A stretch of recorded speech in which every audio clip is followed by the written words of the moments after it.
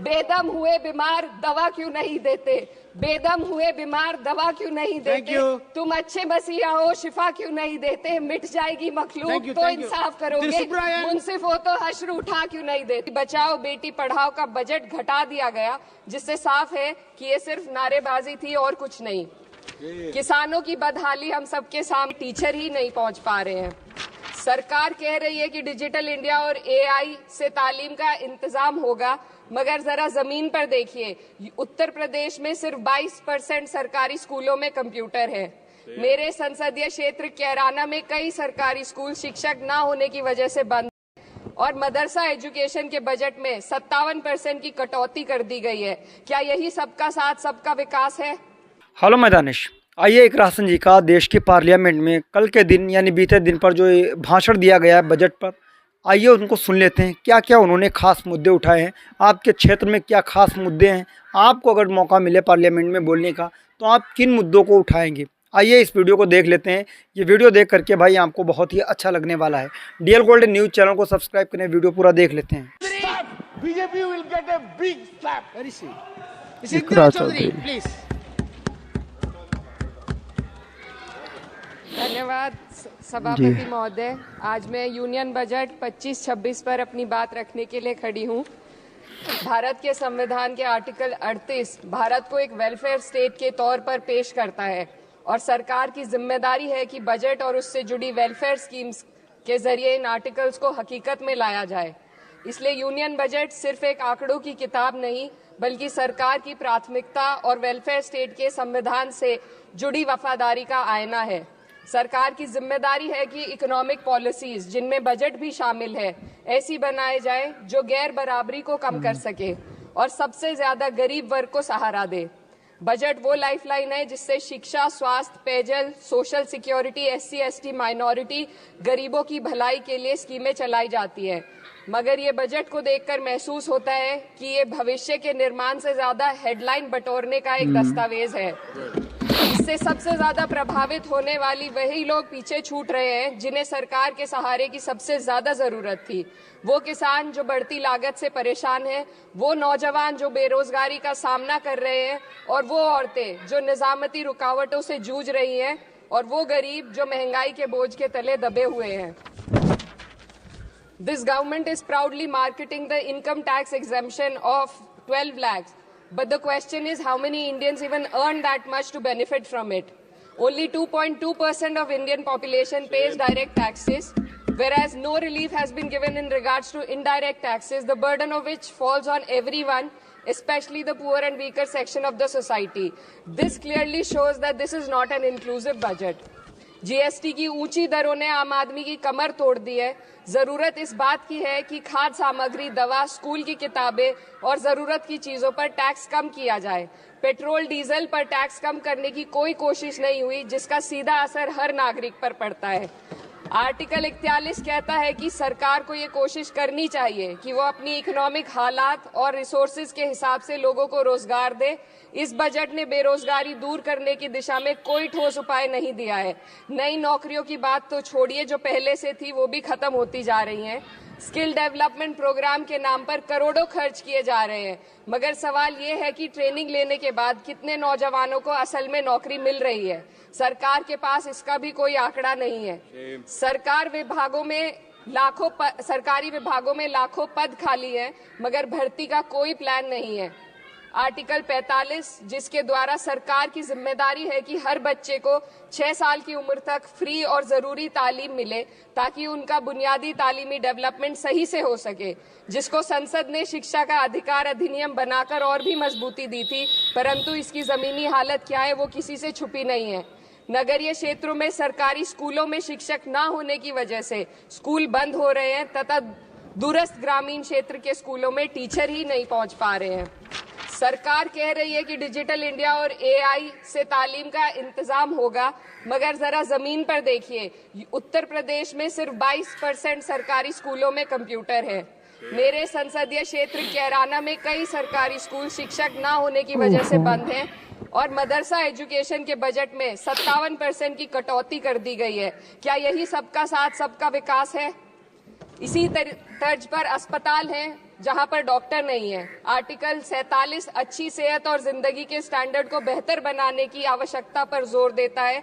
राज्य की जिम्मेदारी है कि लोगों की सेहत और उनके वेलबींग को बेहतर करने के लिए जरूरी कदम उठाए, लेकिन हकीकत यह है कि इस बजट का सिर्फ 2% ही आम जनता तक पहुंच पाता है। शामली जिले में 84 डॉक्टर की पोस्ट स्वीकृत है, मगर सिर्फ 29 डॉक्टर काम कर रहे हैं और गायनोकोलॉजिस्ट मात्र 1 है। दवाइयों की कीमतें बढ़ती जा रही हैं, मगर गरीबों के लिए कोई राहत नहीं है। सरकार ने महिलाओं के लिए बजट बढ़ाने का दावा किया, मगर 81% इसका बजट सिर्फ पोषण योजनाओं में डाला गया है। महिलाओं के रोजगार, उनके इकोनॉमिक इंडिपेंडेंस और सुरक्षा के लिए कोई ठोस योजना नहीं बनाई है। बेटी बचाओ बेटी पढ़ाओ का बजट घटा दिया गया, जिससे साफ है कि ये सिर्फ नारेबाजी थी और कुछ नहीं। किसानों की बदहाली हम सबके सामने है, लगातार चलती आ रही है। 2016 में कहा गया था कि 2022 तक किसानों की आमदनी दोगुनी होगी, मगर 2025 आ गया और एमएसपी पर कोई ठोस गारंटी आज भी दी नहीं गई है। गन्ना किसानों का बकाया अब तक नहीं मिल पा रहा है, और तो और उत्तर प्रदेश में अभी तक गन्ना मूल्य भी तय नहीं किया गया है। डीएपी, यूरिया और खाद की कमी से परेशान किसान आज भी सड़क पर प्रदर्शन कर रहे हैं। मजदूरों के लिए जो सबसे बड़ी योजना मनरेगा थी, सरकार कहती है कि मनरेगा ग्रामीण भारत की रीढ़ है, मगर बजट में कोई भी बढ़ोतरी नहीं मिलना बहुत शर्मसार है। औसतन 44 दिन का ही रोजगार मिल रहा है, जबकि स्कीम 100 दिन की गारंटी की होती है। भारतीय रेलवे देश के लोगों की जीवन रेखा है और इसी से यहाँ के लोगों की आर्थिक एवं सामाजिक जिंदगी चल रही है। देश के हर हिस्से को रेल कनेक्टिविटी से जोड़े जाना सरकार की कल्याणकारी नीति का हिस्सा है। मेरे संसदीय क्षेत्र कैराना के रेलवे से जुड़ी 2 मांगे लंबे समय से लंबित हैं। दिल्ली शामली सहारनपुर रेल लाइन का दोहरीकरण और पानीपत शामली मेरठ लाइन का सर्वे अति शीघ्र कराए जाने की बहुत पुरानी मांग को बजट में शामिल किया जाना चाहिए।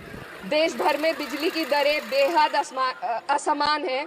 उत्तर प्रदेश में ये दरें बहुत ज्यादा हैं। देश भर में एक समान बिजली दरें लागू करने का प्रावधान किया जाए। रिवैम्प योजना में हर घर तक बिजली पहुंचाने के लिए एलटी लाइन बनाने का प्रावधान भी जोड़ा जाए। कृषि उपकरणों व खाद डीएपी को जीएसटी से मुक्त किया जाए।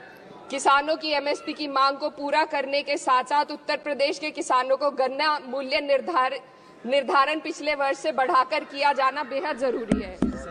जनपद शामली व मुजफ्फरनगर को एनसीआर में तो शामिल किया गया है, परंतु वहां पर कोई विकास नहीं हुआ तथा उसको कोई भी लाभ नहीं मिला है। वहां के लोग सिर्फ प्रदूषण के बाध्यकारी नियमों से परेशान हैं, इसलिए दोनों जनपदों को एनसीआर की सीमा से बाहर किया जाना चाहिए। मेरे संसदीय क्षेत्र में मैं कुछ चीजें बजट स्पीच में ऐड करना चाहती हूँ। एक, ट्रॉमा सेंटर और जिला अस्पताल के अपग्रेडेशन की भी मांग है। जनपद शामली और सहारनपुर में एक महिला डिग्री कॉलेज खोला जाए। कैराना में सर जस्ट कंक्लूडिंग, यमुना नदी के घाट पर सौंदर्य कार्य का भी कार्य जोड़ा जाए। जनपद शामली में टेक्सटाइल पार्क की स्थापना की जाए और जो संसद निधि है, सांसदों को केवल 5 करोड़ रुपए दिए जाते हैं और एमएलए, उत्तर प्रदेश के एमएलए को भी 5 करोड़ दिए जाते हैं। हमारी मांग है या तो इसे बढ़ाकर 25 करोड़ किया जाए या फिर सिरे से खारिज किया जाए। Sir just one The union budget was an opportunity to address the pressing... Sir, just 1 minute. Please, 2 more speakers are in your party. Sir, just concluding. Pressing concern of India's citizen, rising unemployment, soaring inflation, crumbling public services and deepening rural distress. Yet, instead of offering real solution, the government has focused on optics and half measures. While tax relief for the middle class is welcome, it does nothing for the millions who earn too little to benefit from it.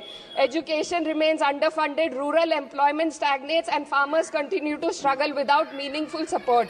The delays in conducting the census and caste census further exposes the government's disregard for data-driven policy making and social justice. India needs a budget that prioritizes its people, not just its economic headlines, a budget that invests in human capital, strengthens social security and ensures dignity and stability for all. But what we have instead is another missed opportunity, one that fails the poor, the youth, the farmers and the women of this country. Budget प्रस्ताव पर अपने विरोध को मैं 2 पंक्तियों में आपके सामने रखना चाहूंगी। बेदम हुए बीमार दवा क्यों नहीं देते? बेदम हुए बीमार दवा क्यों नहीं देते? तुम अच्छे मसीहा हो, शिफा क्यों नहीं देते? मिट जाएगी मखलूक तो इंसाफ करोगे, मुंसिफ हो तो हश्र उठा क्यों नहीं देते? क्या बात। Terus Brian, Manbung Terus Brian. दोस्तों, आपको ये वीडियो कैसा लगेगा? इकरा हसन जी का देश की पार्लियामेंट में जब बजट पास हुआ उसको लेकर के किस किस क्षेत्र को कितना क्या दिया गया, उस बात को लेकर के इकरा हसन जी ने क्या खूब मज़लूमों की आवाज़ बनकर बोली हैं। स्कूल कॉलेजों के ऊपर भी बोली हैं, मदरसों की जो हालत की स्थिति जो भी स्थिति बना दी गई है उनके ऊपर जो इकरा हसन जी ने खुल के बोली हैं। कितना बजट उनका कम कर दिया गया और कितना दिया गया। देश की पार्लियामेंट में अगर आपको भी बोलने का मौका मिले तो आप अपने हिसाब से अपने क्षेत्र के क्या मुद्दे उठाएंगे, देश में जो घटनाएं घट रही हैं उनके मुद्दे आप क्या उठाएंगे, तो ये सबसे बड़ी बात है। ये कमेंट्स करके आप ज़रूर बताएं, क्योंकि आज बहुत ही सोचनीय बात है। अगर आज हम सब नहीं बोलेंगे, हम सब नहीं इस चीज़ पर सोचेंगे, तो आने वाले दिनों में फिर क्या कुछ होगा आपको उसे कबूल करना पड़ेगा। तो ये वीडियो देख करके आप क्या कहना चाहेंगे, कमेंट्स करके ज़रूर बताएं। मिलते हैं किसी और वीडियो के साथ। दुआ में याद रखना। जय हिंद।